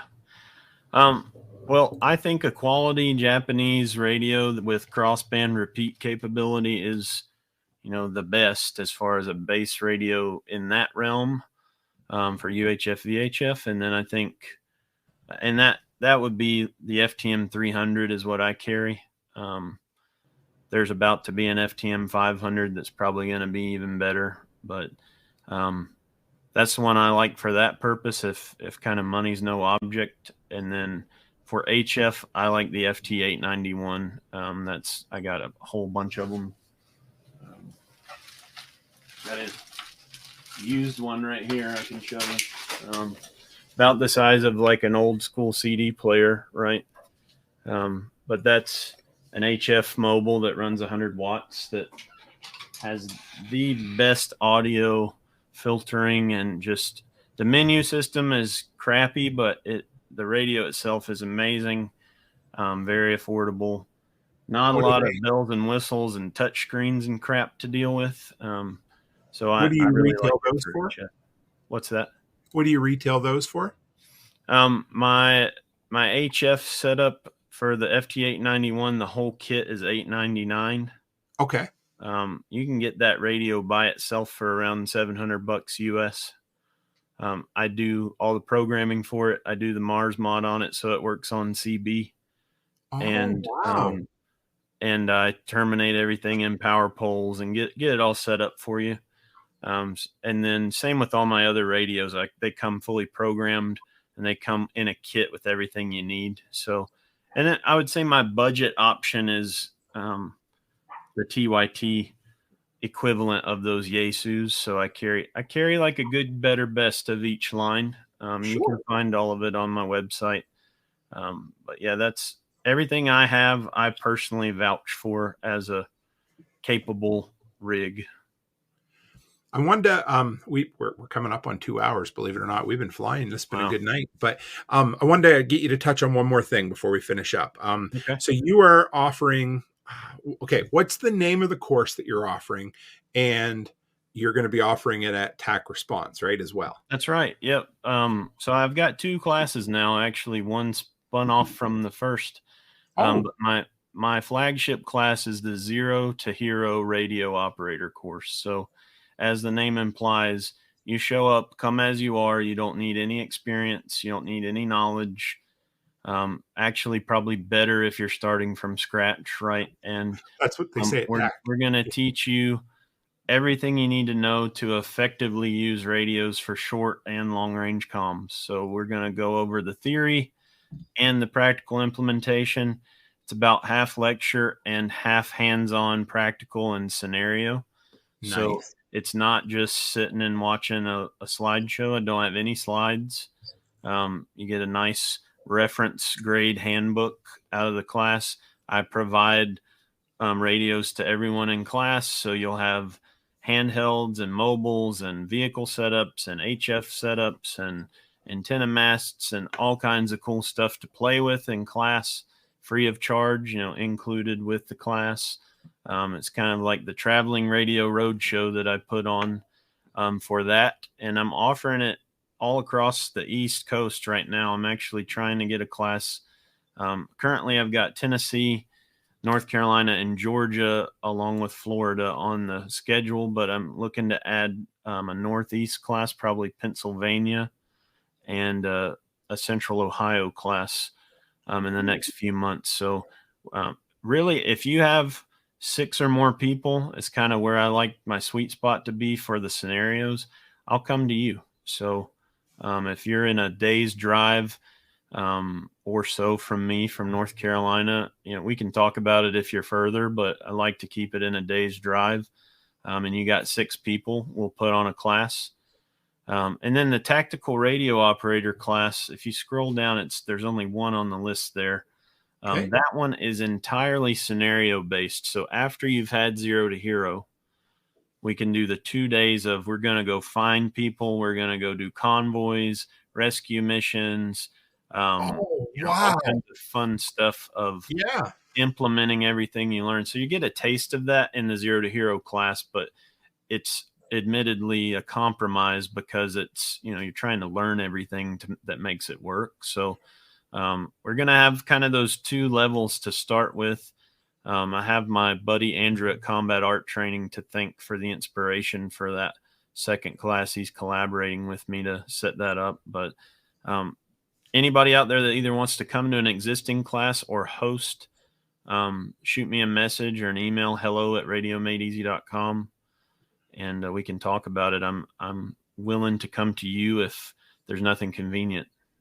Who's your host in Ocala? That would be Andrew, the guy I just mentioned. Okay. Yep. Nice. Yep. So Chuck says he can help you with West Virginia if you're looking. Yeah, let's do it, Chuck. I'm putting a big emphasis on this. I've noticed that people are hungry for the training, and it's something that I enjoy doing, and it's worth my time. A weekend, I can really support my family well with doing training over some other options in life. So it's a good kind of cost benefit for giving up a weekend and some travel to get 6 or 8 guys trained up on radios. So I'd love to come. That makes me smile. I forgot to tell you this, but so I do this thing. We're doing it about quarterly, where we call it workshop radio.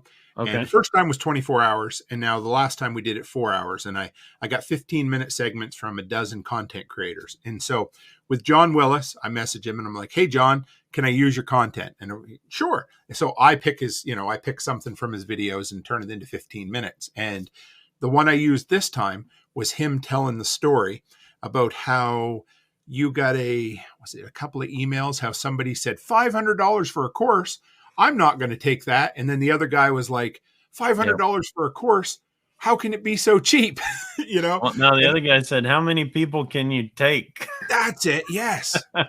Yeah, that's my Georgia class. But yeah, I get it. $500 is a lot. If you understood what it takes to put on the class and the years of training I've had to go through to be able to put it on and all the equipment I bring, you might understand it a little more, but it's money well spent. And if you don't like it, I'll give you money back. So what a good man. So how do people follow up with you, Evan? My website's first priority, right? That's the one thing people can't take away from me as easily, at least. So radiomadeeasy.com. You can find all my products and services and training courses on there. You can reach out to me, hello@radiomadeeasy.com if you want to set something up. And then I'm on all the socials under Radio Made Easy. Instagram's kind of my main squeeze right now. _Radio Made Easy is my handle. And I post a lot of fun stuff on there. That's kind of my primary. I've got a Facebook page as well. You can find all those links on the website if you want to follow me. And I'll see my schedule's on there for classes. And then on Instagram, I've got my vendor schedule on as well. If you happen to be coming somewhere I'm going to be, come shake my hand and tell me you found me on Toolman Tim, and I'll give you a little extra discount on something. Nice. I appreciate it. Well, we flew 2 hours, not even trying. So that's how it ought to be, right? Absolutely. Well, first off, I can't wait to see you in October. That's going to be fun. Yeah. But we'll have to have you back again if you're up for it. I'm sure we just kind of brushed the high strokes, So it worked really well for me. I got to put the kids down to bed and come hang out with you. So that's sometimes the time difference is a good advantage on that front. I appreciate it. No problem. If you want to hang in the background for just a second, I'll close up the show and I'll be right back with you there. Thanks, everybody. Good to meet you. Thanks, Evan. Well, guys, that was awesome. I always love bringing somebody different on, somebody who hasn't been through the workshop doors before, and it was great. I appreciate Evan. We have so many knowledgeable ham people, and what I love, I think I've had 4 first aid guys on in the last 12 months because everybody brings something different to the table. And that's the same with comms guys, because everybody has a different passion, a different bent on their, interest. Right. So I hope you learned something. I learned a dozen things tonight, and I absolutely can't wait to see Evan in person again. So make sure you go to Radio Made Easy. Make sure there's those 2 E's in there. I caught that the first time, but go to radiomadeeasy.com and show him some workshop love. So guys, as always, stay happy, stay healthy, and have a great week.